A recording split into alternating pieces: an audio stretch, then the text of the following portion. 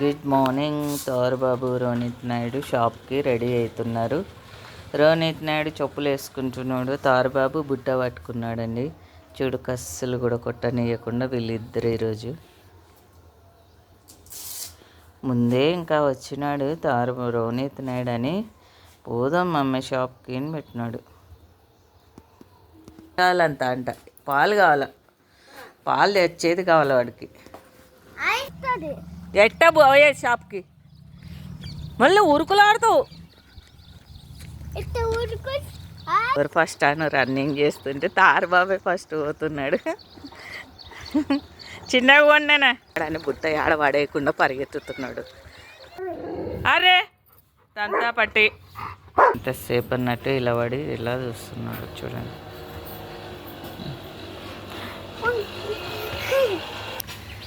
నువ్వే చేస్తావా వ్యాపారం? చూడు, వస్తుంది, ఇస్తుందిరా, వేస్తుంది కదా.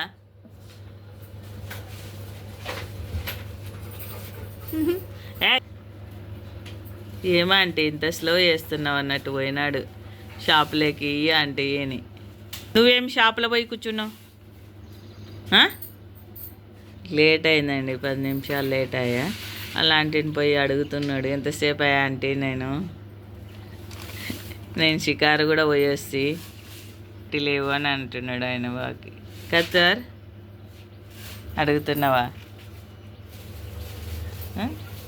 షాపులో పోయి చూస్తున్నాడు, వేస్తుంది అంట. ఈరోజు దండికి తీసుకుపోతున్నాడు బాబు. ఆగు, చక్కగా పట్టుకో, బ్యాల్ కింద పడిపోతాయి.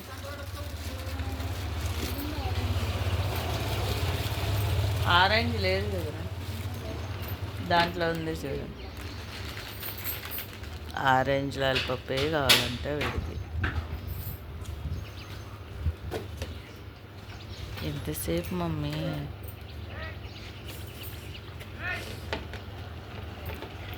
అంతే. బ్రష్ వస్తుందా కొద్దిగా ఉన్నాక? నేను చూడు, ఆ బాబు తీసుకొని పోతున్నాడా షాప్కి నుంచి అని అంట.